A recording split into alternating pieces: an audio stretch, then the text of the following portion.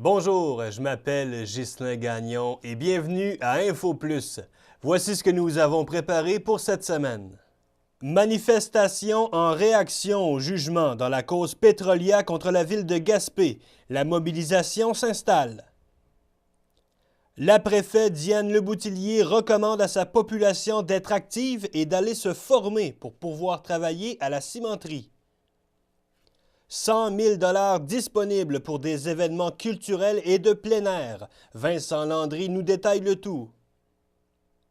Une publicité en ligne qui a de l'impact pour la ville de Bonaventure. Le maire nous en parle. Jacques Langelier nous rappelle quelques services du Centre d'action bénévole Gascon-Percé. Un résumé de la finale locale de secondaire en spectacle de New Richmond. Et on vous présente la première capsule pour contrer l'abus envers les aînés. Tout d'abord, des manifestations se sont tenues un peu partout au Québec la semaine dernière suite au jugement favorable à Petrolia face à la ville de Gaspé. À Bonaventure, une quarantaine de citoyens engagés ont pris d'assaut le bureau de Sylvain Roy en solidarité avec la population de Gaspé et pour dire non à un État pétrolier. Éco-Vigilance, Environnement Vert Plus et Tache d'huile ont organisé la manifestation pacifique dont l'itinéraire ne fut pas dévoilé puisqu'ils étaient moins de 50. Les citoyens présents ont exhorté le député Roy de défier la ligne de son parti et d'inclure la Gaspésie dans le moratoire sur l'exploration des gaz de schiste comme pour la vallée du Saint-Laurent. Ils attendent aussi de pied ferme le règlement provincial qui se fait toujours attendre. Bill Beaucire a rappelé l'urgence d'agir pour protéger l'eau potable et les conséquences du jugement si Gaspé ne va pas en appel. Sauf qu'aujourd'hui, ça presse. Ça presse. Ça presse que Gaspé aille en appel. Ça presse que le gouvernement finisse par déposer son règlement qui prend tellement de temps à déposer qu'ils ont eu le temps de donner 115 millions de subventions à Petrolia avant. Et puis à Junex, puis à Corridor. Ça presse que la population puisse regagner son droit de parole sur ce qui se fait chez eux. La municipalité de Restigouche-Sud-Est va passer en cours jeudi pour avoir voulu protéger son eau potable. Une municipalité de 200 personnes est poursuivie pour 1,5 million. La ville de Bonaventure a adopté exactement le même règlement. S'il y a un forage qui s'en vient ici, puis que la ville s'interpose sur la base du même règlement, est-ce qu'elle va être poursuivie aussi? Est-ce que les autres municipalités qui pourraient vouloir protéger leur eau potable vont oser le faire si les municipalités qui le font sont judiciairement intimidées? Parce que c'est de ça qu'il s'agit, c'est de l'intimidation judiciaire. Les manifestants ont eu un appui surprise et touchant d'une classe de l'école François Thibault, située devant le bureau du député.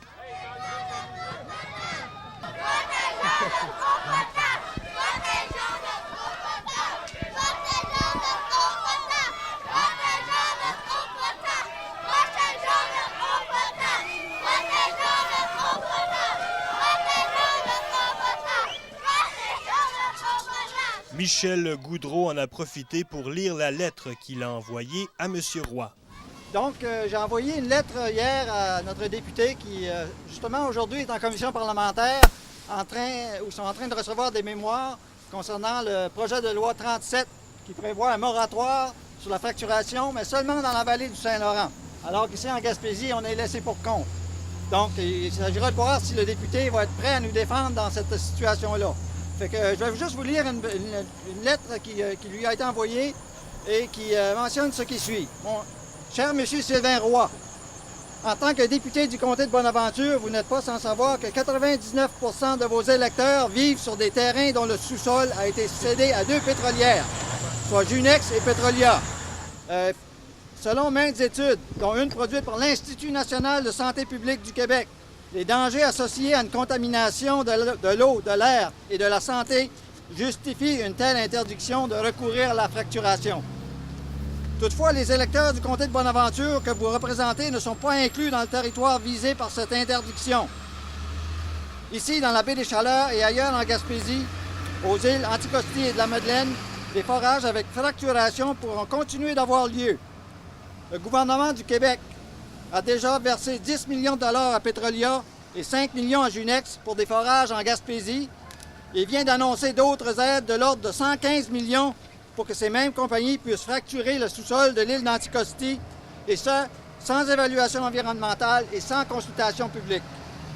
Ces subventions pétrolières sont scandaleuses, alors qu'une loi sur les hydrocarbures n'est toujours pas déposée et que le règlement que propose votre gouvernement pour protéger l'eau dans le cas de forage par fracturation n'est ni adéquat et ni en vigueur. Scandaleux aussi quand on sait que les permis ont été vendus à ces compagnies pour la somme ridicule de 10 cents l'hectare.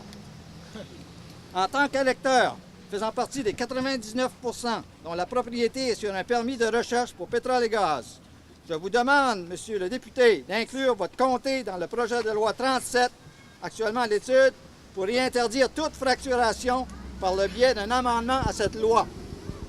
Je vous demande de faire preuve de défiance politique envers votre gouvernement du Parti québécois, en refusant que vos électeurs soient traités comme des citoyens et citoyennes de deuxième classe, privés de protection. Votre choix est simple, Monsieur le député. Protégez vos citoyens contre la fracturation ou suivre la ligne de parti. Si vous optez pour la ligne de parti, la nécessaire défiance qui vous est demandée se retournera contre vous lors des élections à venir. Oui! En tout respect, citoyens du comté de Bonaventure. Oui! Protégeons l'eau potable! Protégeons l'eau potable! Malgré le souhait des personnes présentes, le député est resté, somme toute, de glace à leur demande. Protégeons Anticosti! Protégeons Anticosti! Protégeons Anticosti! Maintenant, ce n'est pas parce qu'un travailleur habite dans la MRC Rocher-Percé qu'il sera automatiquement engagé par la cimenterie de Port-Daniel-Gascon. Dans cet ordre d'idées, le comité de suivi de Ciment Méguénis a mis l'accent sur la formation de la main-d'œuvre lors de sa dernière rencontre. La préfète Diane Leboutillier lance un appel important à sa population. Voici un extrait de l'émission Le préfet vous informe, diffusée cette semaine. La rencontre qui a eu lieu en février avec qui a été initiée là, par des représentants du comité de suivi, c'était avec des gens du milieu de l'éducation, justement là, pour maximiser, parce que ça fait toujours partie de nos préoccupations, de maximiser les retombées économiques du dossier de Ciment Méguénis, maximiser là, les retombées chez nous.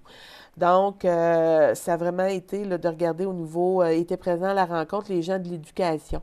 Puis ça, on le dit, puis je ne le répéterai jamais assez souvent, on ne peut pas s'asseoir à la maison chez nous puis attendre que les emplois vont nous tomber sur la tête. Que le téléphone va sonner. C'est ça, puis qu'on n'est pas préparé, puis parce qu'on vient de la MRC, on va appliquer puis on va avoir les postes. C'est ça, parce que là, il n'y a pas d'obligation, malgré ce qu'on entendait des fois, il n'y a pas d'obligation d'embaucher local. C'est à l'avantage de la compagnie de le faire, évidemment, mais c'est en sous-traitance. Donc, le sous-traitant peut décider d'amener sa main-d'œuvre. Au départ, Ciment Méguénis, c'est une entreprise privée. Puis un entrepreneur privé, il peut embaucher, là, en principe, il n'est pas tenu par les mêmes règles que nous, on va être tenu au niveau municipal. Ça fait que nous, là, il y a un travail de représentation puis un travail de collaboration avec l'entreprise, de bien vouloir là, travailler à maximiser les retombées chez nous. Puis ça, l'entreprise est très ouverte à ce niveau-là. Puis au contraire, elle encourage ça. Fait que c'est pour ça qu'ils ont été très ouverts à faire la rencontre qu'on a eue avec, était présent le groupe Collégia, Commission scolaire René Lévesque, le Centre local d'emploi, on avait le Carrefour Jeunesse Emploi, la SADC, le CLD était présent. Ça fait que pour vraiment, là, puis avec des promoteurs de Ciment Méguénis pour regarder, bon, on avait besoin de quoi là, comme personnel, parce qu'il y a la phase là, de construction, mais après ça, il va y avoir la phase d'exploitation. Fait que quand on regarde au niveau de la phase de construction, qui va commencer là, dans quelques mois, là, c'est vraiment, là, on parle de mars-avril, On va attendre que la terre dégèle? Oui, c'est ça, parce que c'est beaucoup d'aménagement de terrain, puis on va couler du béton, on va travailler sur le terminal, installer l'électricité, puis il y a tout ça là, qui va se faire.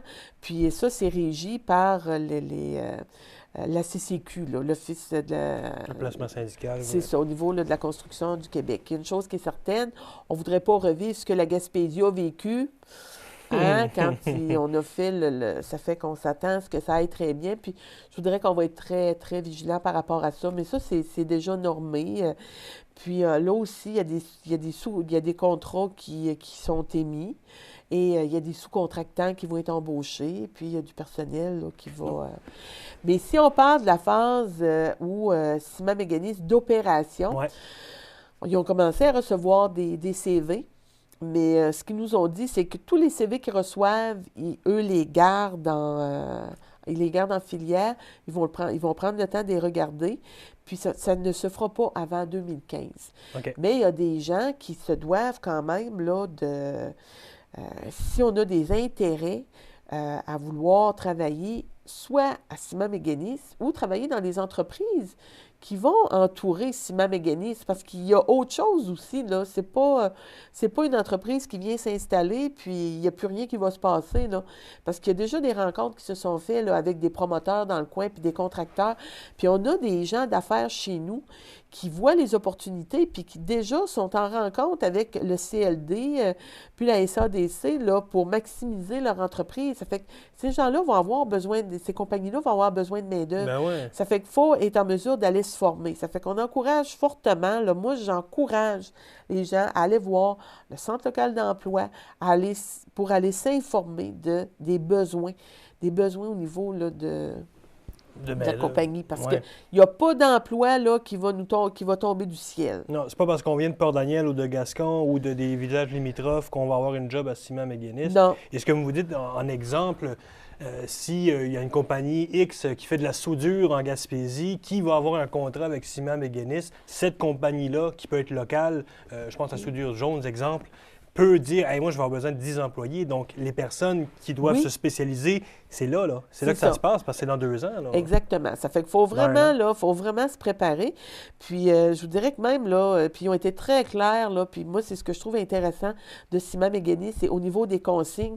Puis, ils l'ont dit à tout le monde qui était assis autour de la table, écoutez, il n'y a personne qui va travailler pour nous qui n'aura pas un secondaire 5. Bon. Même, là, l'entretien ménager, là. Ça fait que... Donc, à compétence ou à expérience égale, on va évidemment engager le Gaspésien, mais on ne fera pas exprès de prendre le gars de la place parce qu'il vient de la place. Non, c'est ça. Ça fait que c'est vraiment, là, compétence égale, on embauche les gens de chez nous. La Conférence régionale des élus Gaspésie-Île-de-la-Madeleine invite les intéressés à postuler pour une aide financière pour la mise en place d'événements culturels et de plein air. 100 000 $ sont disponibles. Vincent Landry nous détaille les objectifs d'un tel fonds.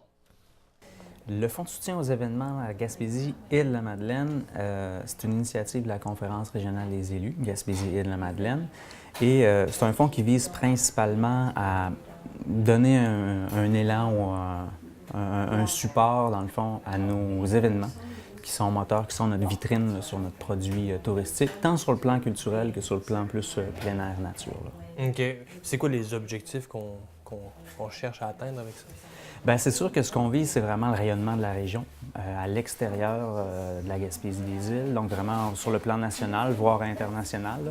Donc, on vise vraiment à ce que la région puisse réussir à se positionner sa carte de visite, ses éléments distinctifs, pour en faire des produits attractifs, donc pour nous amener des clientèles, pour nous amener des gens sur notre territoire, pour démontrer la vitalité aussi culturelle de notre milieu et permettre du même coup à avoir des retombées économiques intéressantes au niveau de l'industrie touristique. Là. On parle de distinction, de nouveautés, donc on cherche là, à s'épanouir, à se développer, à amener des nouveaux trucs. Là. C'est pas le statu quo. Là. C'est pas le statu quo. Puis ce qui est important pour nous aussi, c'est de travailler notre couleur régionale. Parce qu'on le sait, des événements et des festivals, il y en a à l'ensemble du Québec. Il y en a un puis un autre. Il y en a vraiment beaucoup. L'offre est grandissante.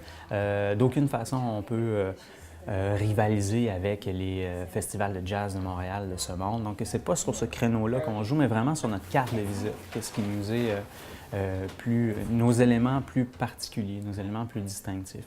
La beauté de nos paysages, près de la moitié de la clientèle touristique sondée nous dit qu'ils viennent en Gaspésie. L'une des raisons principales, c'est le paysage. Donc, c'est sûr, on a ces plus-values-là qu'on veut mettre en valeur.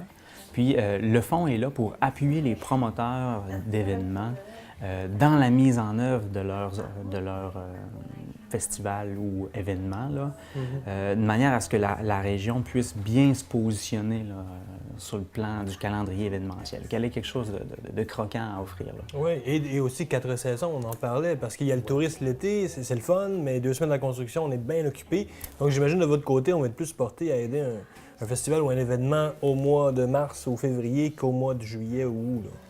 C'est-à-dire que effectivement, ce qu'on se rend compte, c'est qu'il y a un calendrier qui est très dense dans la période estivale. Puis on a tout avantage en région à travailler sur l'allongement de cette saison touristique-là. Parce que, bon, mais quand c'est déjà plein, c'est moins évident, mais quand on travaille à avoir une plus longue saison, mais ça nous permet d'avoir des emplois un petit peu plus longs aussi, des retombées économiques plus longues. Plus de sous peuvent nous permettre aussi d'aller chercher plus d'investissements au niveau de nos entrepreneurs, tant au niveau des services, des expériences touristiques que de l'hébergement ou de la restauration. Mais aussi, le volet tourisme hivernal nous intéresse énormément parce qu'on se le fait dire beaucoup et de partout. La région, peut-être plus particulièrement la Gaspésie, un peu moins les îles sur ce cas-là en particulier, mais a un potentiel très, très, très fort en termes de tourisme hivernal. Pas que les îles n'ont pas de potentiel, c'est pas vrai. Ils ont certains produits très, très, très forts. Mais oui, c'est ça, c'est une réalité qui est peut-être un peu plus circonscrite. Donc, on parle d'un budget de 100 000 $. Historiquement, c'est 100 000 $ qui est consacré aux événements culturels Gaspésie-Île-de-la-Madeleine. Cette année, on fait un effort supplémentaire. On ajoute un nouveau volet, qui est le volet plein air nature. Et donc, on vient ajouter une enveloppe de 50 000 supplémentaires. Donc, c'est un fonds de 150 000 qui s'adresse maintenant aux événements culturels et aux événements de plein air ou encore de nature, qui permettent le renforcement là, de notre créneau d'excellence là, en récréotourisme, mer et montagne. Donc, on est vraiment là, sur cette carte de visite-là, là, qui est notre produit de destination. Si je me sens interpellé, j'ai un projet, j'ai un événement que je veux pousser, j'ai besoin d'aide ou de soutien, soit financier ou de l'aide, tout simplement, comment ça marche? Comment je m'inscris? Dans le cadre du fonds, toutes les informations sont disponibles en ligne. C'est au www.espacetourismedurable.com. C'est un site Internet qui est là pour donner une foule d'informations pertinentes à nos promoteurs et à nos attraits et aux gens de l'industrie. Donc, on peut tout simplement aller sur le site. On y retrouve le programme, le formulaire. L'appel de projet a été lancé le 24 janvier et on a jusqu'au 24 mars pour y répondre. Donc, avis à tous les intéressés, vous avez jusqu'au 24 mars et pas après. Donc, on dépose les dossiers et puis l'analyse se fait très rapidement pour avoir des nouvelles avant la saison estivale parce qu'on a beaucoup d'événements qui ont lieu dans le calendrier estival. Bon, ça, Landry, merci beaucoup pour ces informations. Ça m'a fait plaisir. Maintenant, la ville de Bonaventure a lancé récemment une vidéo sur les réseaux sociaux en vue de la prochaine saison estivale. Rapidement, la publicité est devenue virale sur Internet. Voici la dite vidéo, suivie des commentaires du maire, M. Roch-Audette.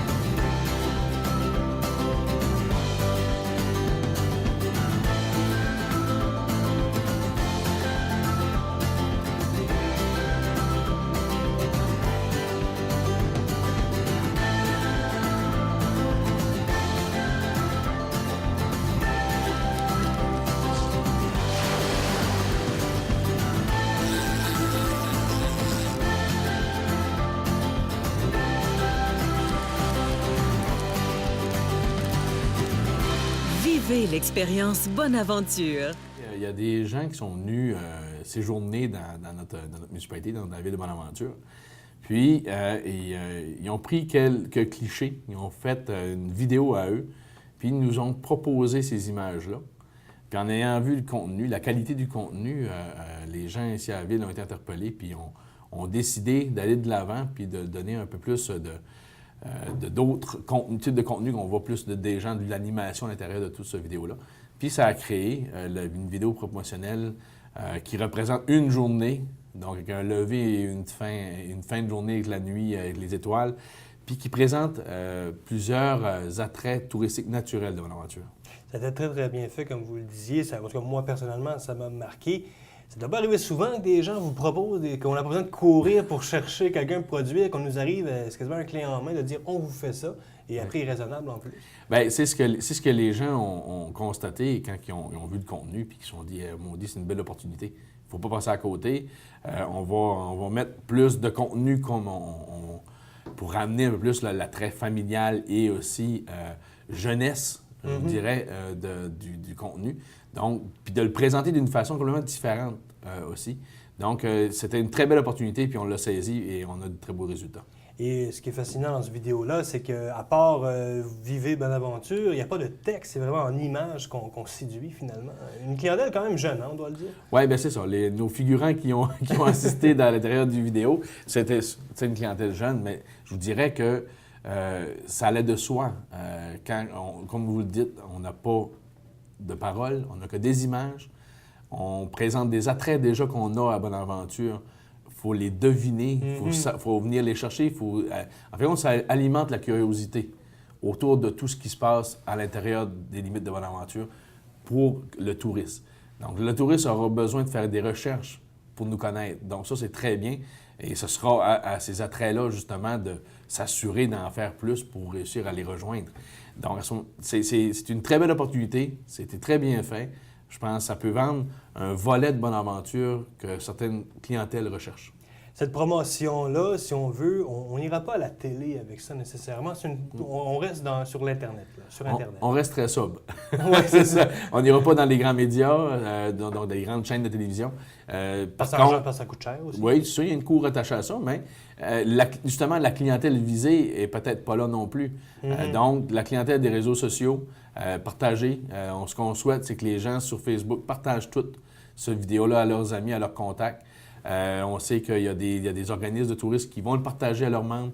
Donc, ça va faire boule de neige. Puis c'est certain, sur notre site Internet, on va le retrouver. Il va être présent.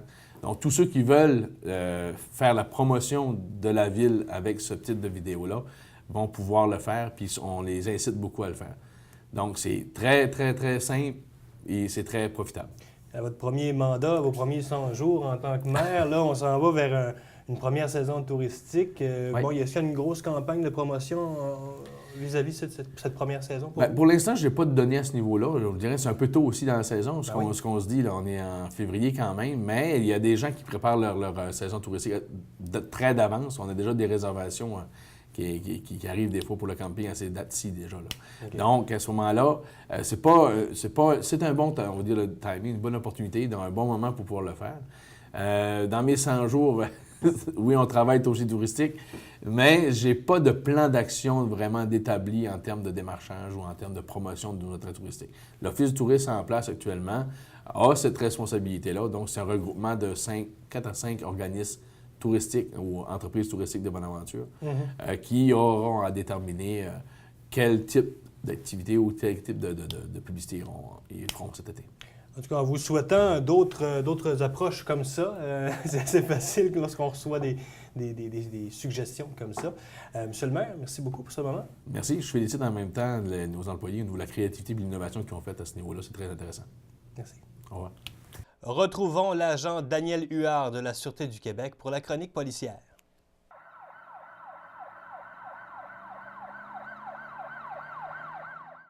Bonjour et bienvenue à votre chronique policière concernant l'actualité des postes de New Carlisle et Pabot. Cette semaine, je vais couvrir l'actualité des 2 dernières semaines. Donc, au niveau de New Carlisle, au niveau des collisions matérielles, on parle de 7 dossiers répertoriés, 5 à Passepébiac, 1 à New Carlisle et 1 à Saint-Elzéar. On parle d'une collision avec blessé survenue à New Carlisle. On parle d'un blessé mineur. Et au niveau des conduites, capacité affaiblie, on parle d'un bilan positif pour les 2 dernières semaines. Aucun dossier répertorié. On parle maintenant d'une accusation de conduite dangereuse. On parle de dommages matériels survenus sur 2 véhicules. On parle de 10 000 de dommages dans cette conduite dangereuse. Dossier survenu à Passepébiac. On parle d'une fraude maintenant survenue à Saint-Siméon par chèque. On parle d'un vol de motoneige qui est survenu à Hope. Une supposition de personne, dossier ouvert à Passepébiac. 2 dossiers de proférer des menaces, voie de fait. Et dans un des cas, on parle de méfaits de moins de 5 000. Dans les 2 cas, les 2 dossiers ont été ouverts à Passepébiac. On parle de 2 dossiers de chicane de famille sans accusation criminelle. Donc, l'intervention des policiers a permis de dénouer l'impasse. On parle dans les 2 cas de dossiers ouverts à Passepébiac.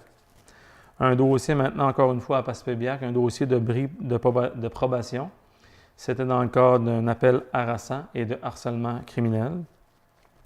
On parle maintenant à Saint-Siméon d'un vol moins de 5 000 $. Un dossier maintenant de voie de fait causant lésion a été ouvert à Passepébiac. Maintenant, pour le secteur de Pabot, au niveau des collisions matérielles uniquement, toujours au cours des 2 dernières semaines, on parle de 14 dossiers de collisions matérielles répertoriés sur le territoire.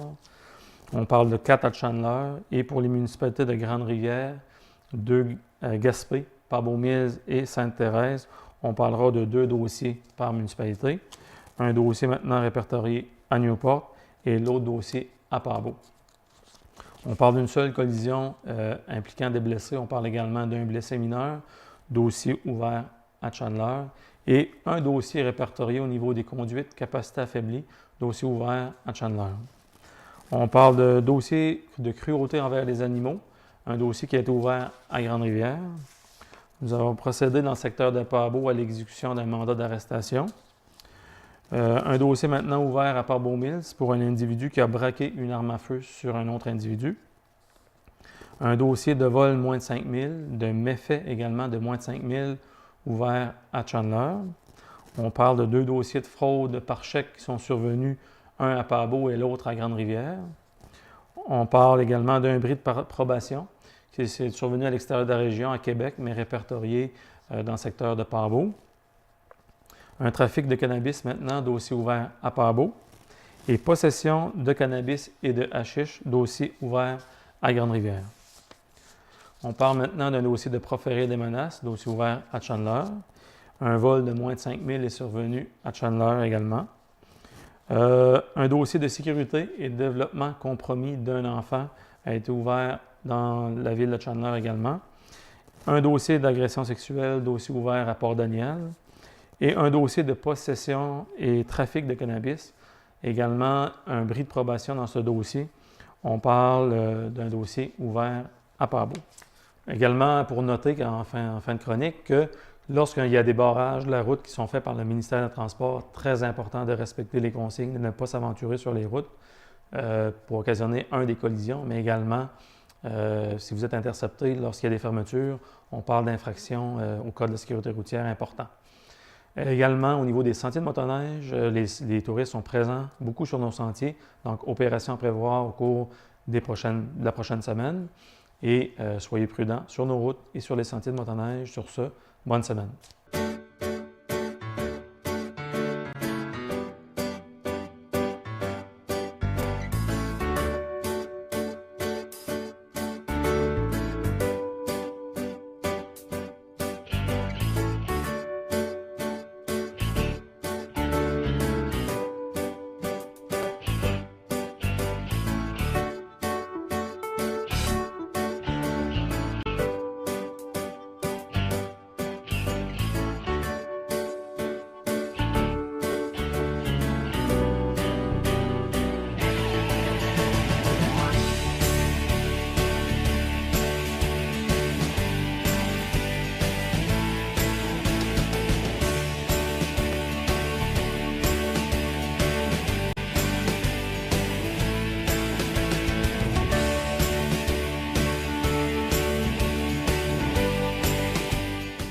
Pour connaître certains des nombreux services offerts par votre Centre d'action bénévole Gascon-Percé, je suis allé rencontrer le sympathique Jacques Langelier.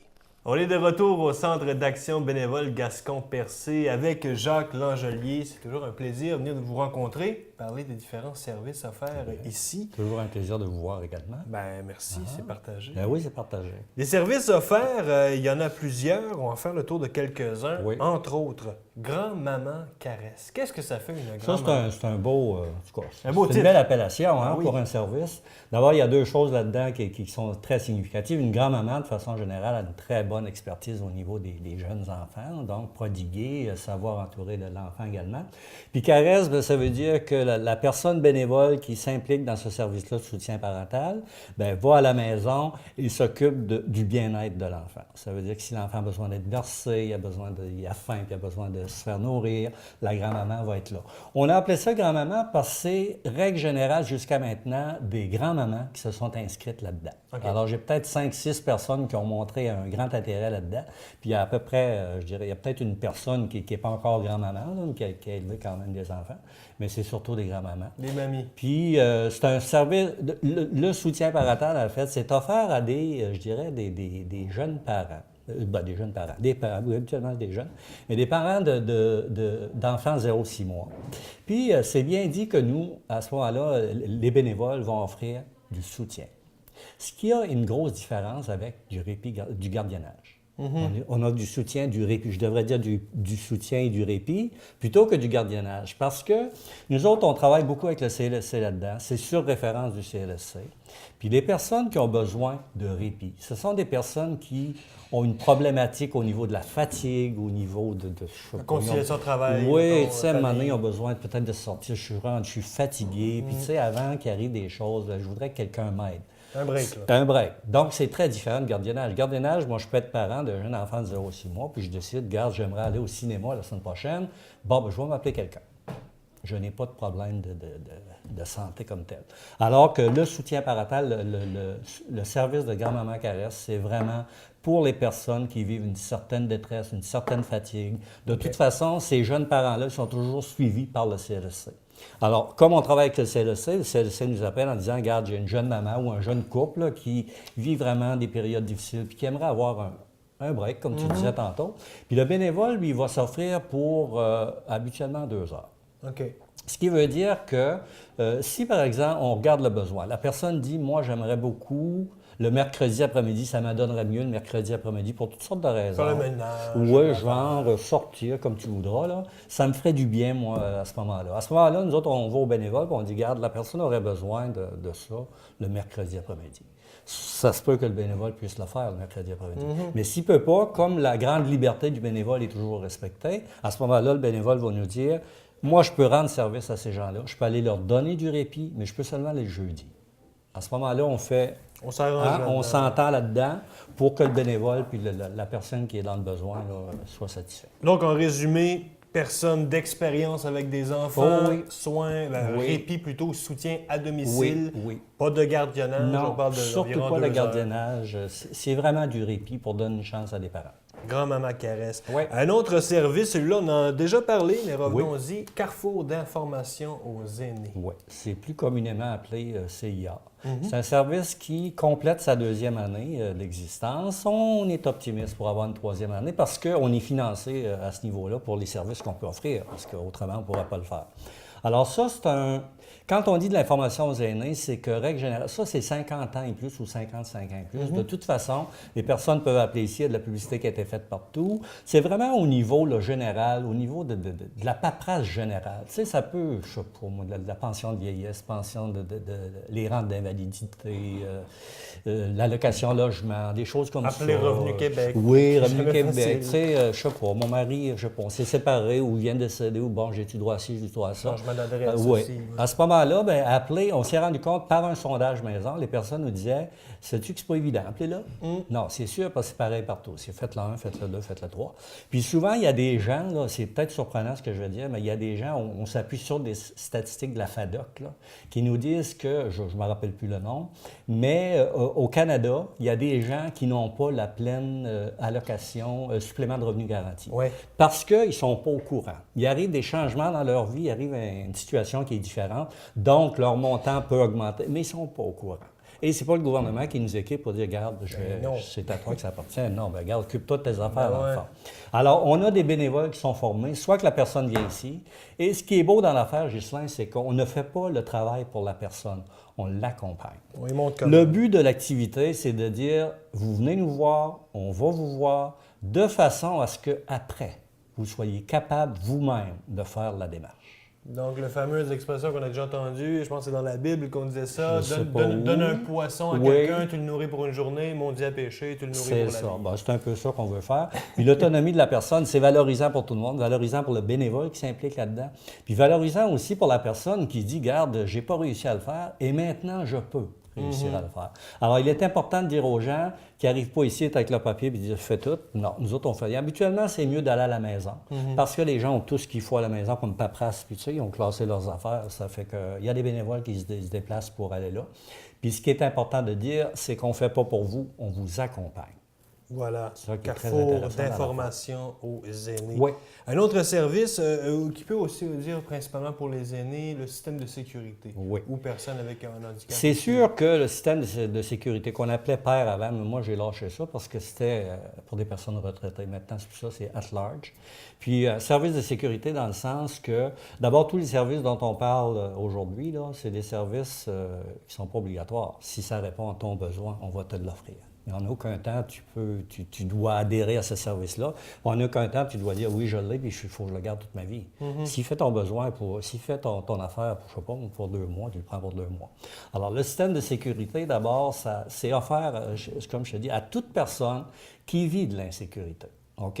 C'est un service qui est gratuit. C'est sûr que ce n'est pas très, très développé comme service, mais au moins, ça peut répondre aux besoins de certaines personnes. Parce que ça existe dans le privé, ce système-là, oui. qu'on pourrait payer temps par mois. Puis qui est très bon.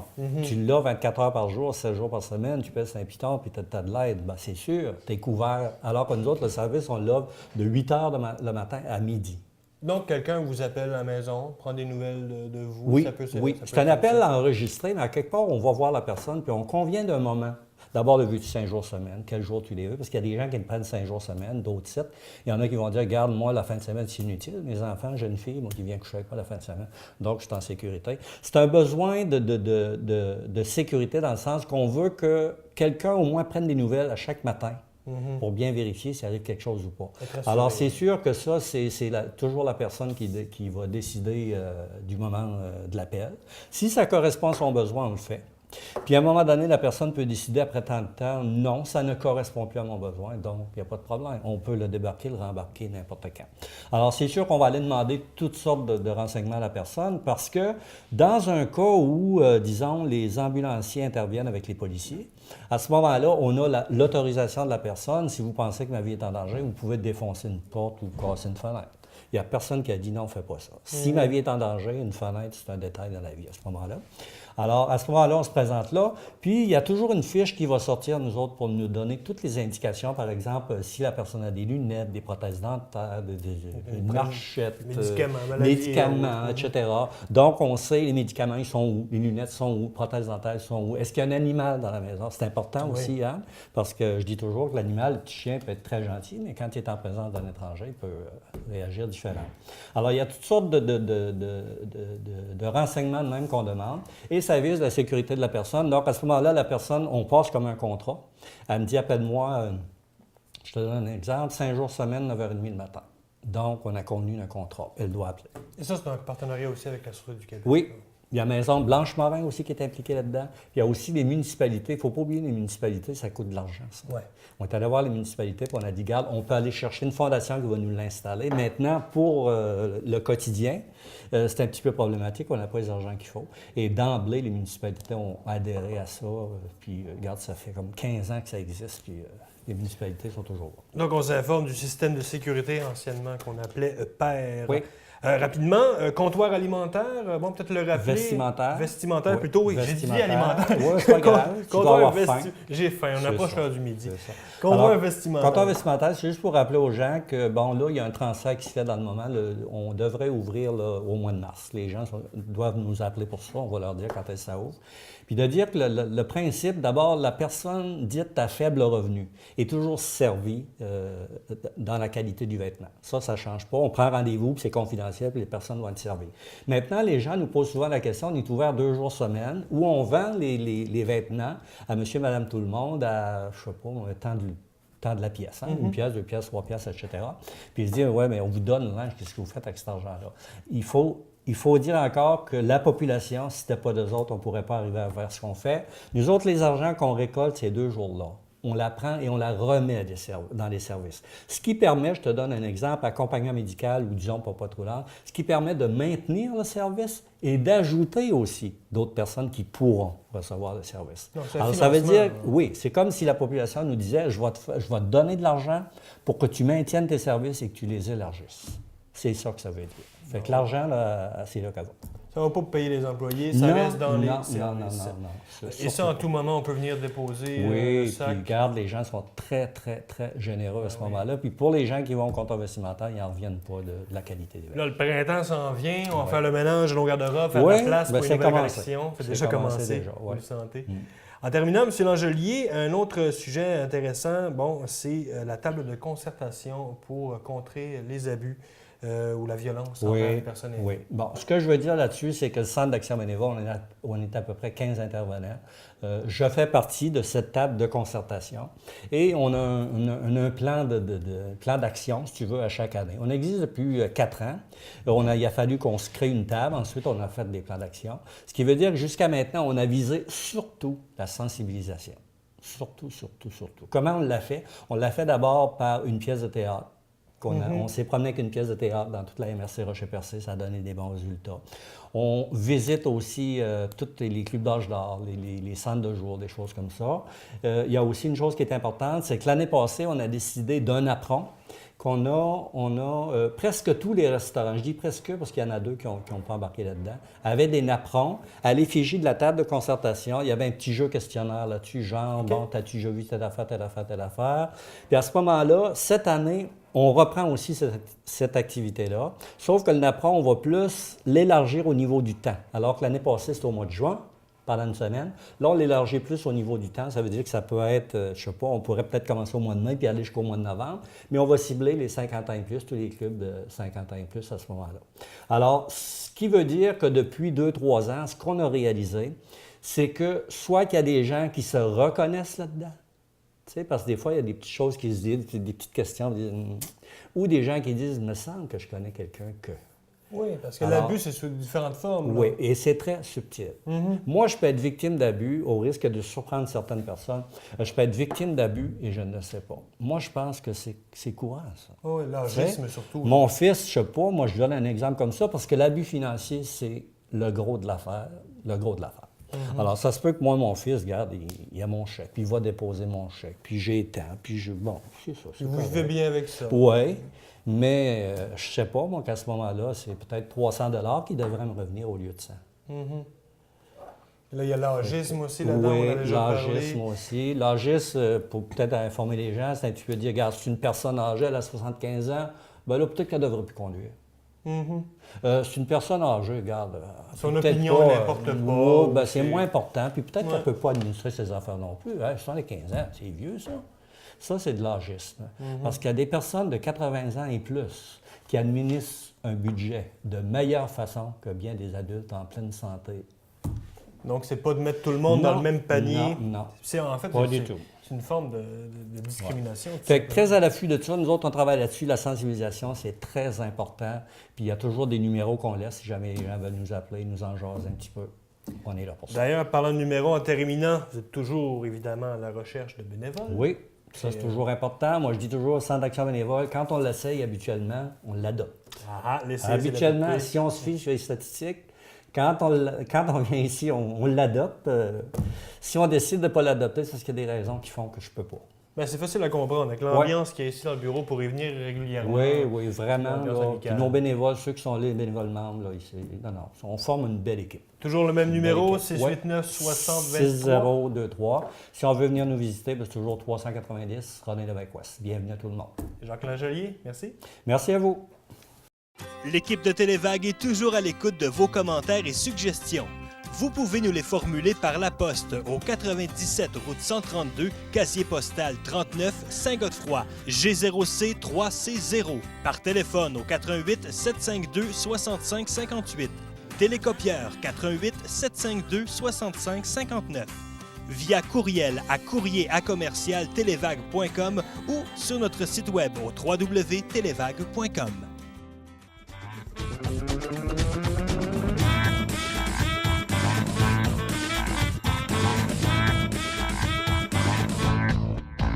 Cette semaine, à un peu de tout, on vous présente un résumé de la finale locale de secondaire en spectacle à New Richmond.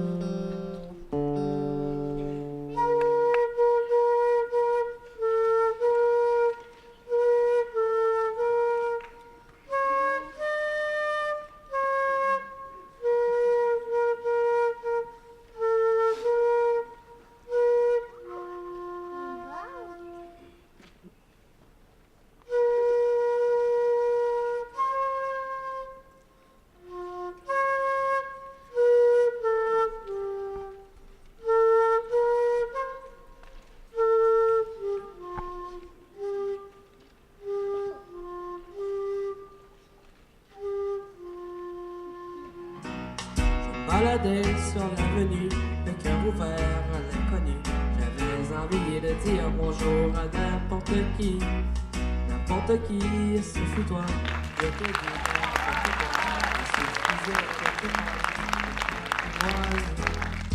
oh Champs-Élysées, oh Champs-Élysées, au soleil, sous la pluie, à midi ou à minuit. Il y a tout ce que vous voulez aux Champs-Élysées.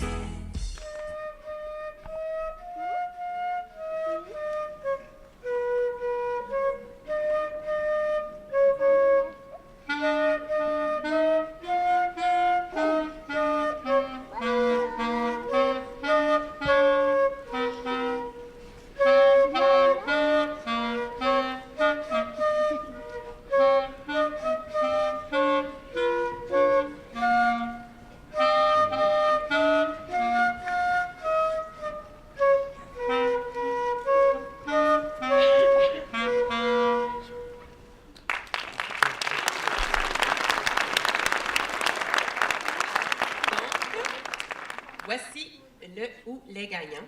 Donc, pour le hors-concours de la finale régionale, le numéro choisi est Bobby Lee Cool avec Jet Lag.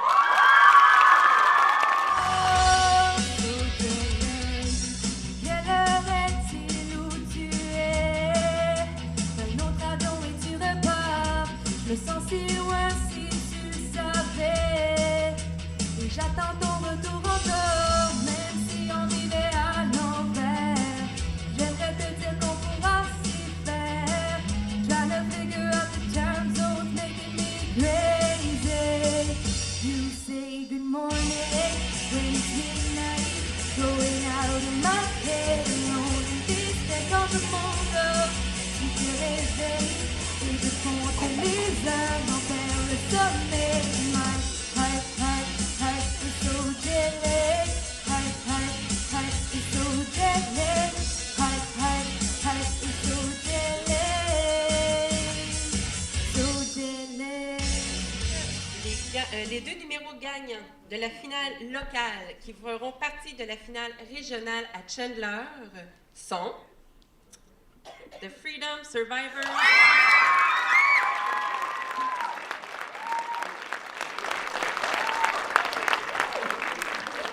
et Petite Émilie.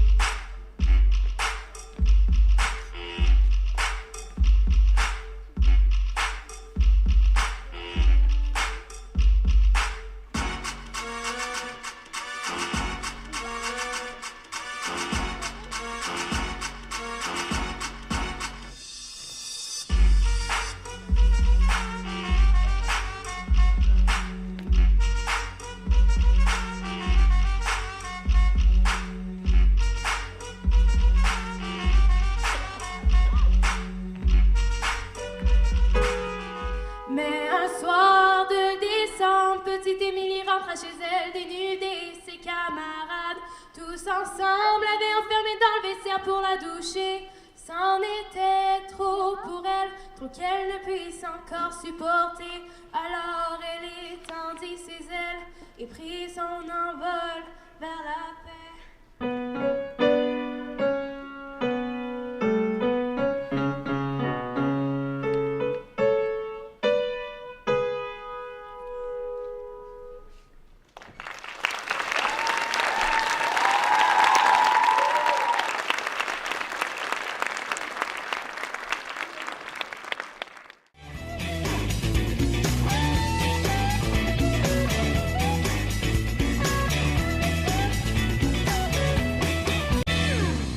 Alors, on termine l'émission comme d'habitude avec plein d'invitations à mettre à votre agenda. Tout d'abord, ça vous dit de déjeuner? Il y aura un déjeuner au profit de la maladie de Crohn le 23 février, donc ce dimanche de 9h à 13h à la salle des Chevaliers de Colomb de New Carlisle. Alors, c'est au coût de 7 $. Information ou achat auprès de Daniel au 534-55-61. Un autre déjeuner, celui du Club de l'Âge d'Or, la Renaissance de Port-Daniel-Gascon. On reprend celui de la semaine passée. Bon, on sait qu'il a neigé beaucoup. Donc, on reprend ce déjeuner bénéfice au Club de l'Âge d'Or dimanche de 8h à 13h. 6 $ adultes, 3 $ pour les enfants de 12 ans et moins. Donc, c'est ce dimanche 23 février. Ce dimanche 23 février, aussi en soirée cette fois-ci, il y aura un bingo au profit du Comité des œuvres paroissiales Notre-Dame incorporée le dimanche donc 23 février à 19h30 au sous-sol de l'église de Passepébiac. Un lot cumulatif de 2800 $ en 54 boules ou moins et le double action est à 500 $ en 35 boules ou moins. Il y aura aussi un gros lot de 800 $ et un de 1000 $ ainsi qu'une boule d'or de 500 $ qui peut être attribuée une fois dans la soirée. Cette soirée, je vous le rappelle, le 23 février, 19h30 au sous-sol de l'église de Passepébiac. Le Carrefour d'information pour aînés. On tient une soirée informative sur certains programmes là, et services gouvernementaux québécois. Ça se passe le mardi 25 février de 9h30 à midi au Centre d'action bénévole Saint-Siméon-Porte-Agnelle. C'est gratuit, mais les places sont quand même limitées, donc on s'inscrit au 752-55-77, le 752-5577 auprès de Karine ou de Cindy. Toujours le 25 février, c'est le rendez-vous de l'emploi secteur des pêches et de l'aquaculture commerciale. Ça se tient de 13h à 15h au Centre local d'emploi de Rocher-Percé, qui est situé au 101 Commercial Ouest à Chandler. Supportons-les maintenant. Le groupe d'entraide à l'allaitement maternel tient sa prochaine causerie allaitement le mercredi 26 février de 9h30 à 11h30. Ça se passe à la Maison de la Famille, soit au 105 Avenue Grand-Pré à Bonaventure. Donc le thème sera « Être maman à la maison ». Souper bénéfice maintenant au profit de Dean McDavid au Centre communautaire de Chigawaik le samedi 1er mars de 16h30 à 19h. Il vous en coûte 10 par adulte, 5 pour les 6 à 12 ans et c'est gratuit pour les 6 ans et moins. Alors voilà pour ce souper bénéfice.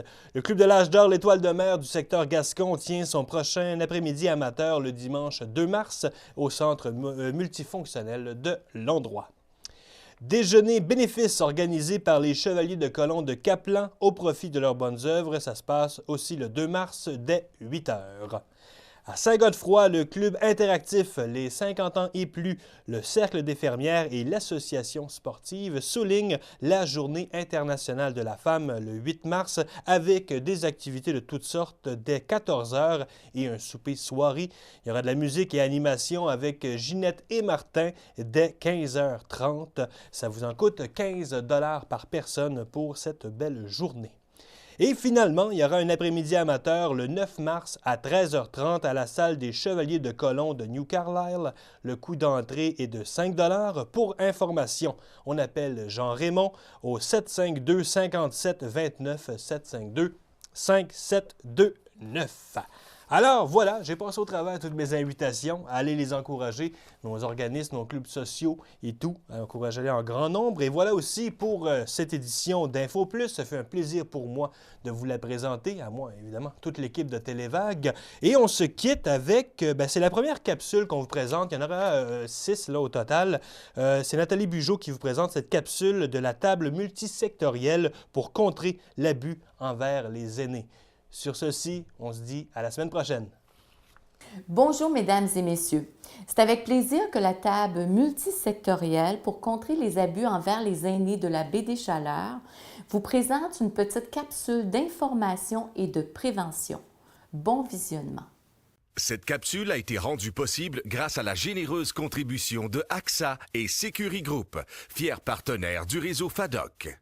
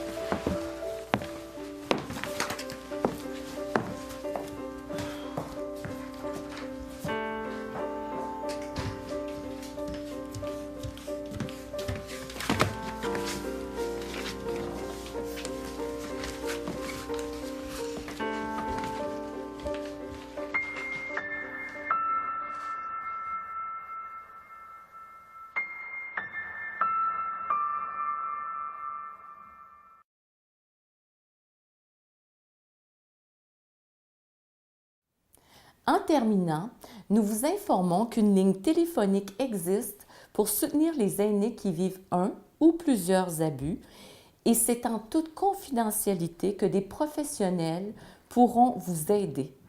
Vous pouvez composer le 1-888-489-2287. Ensemble, brisons le silence.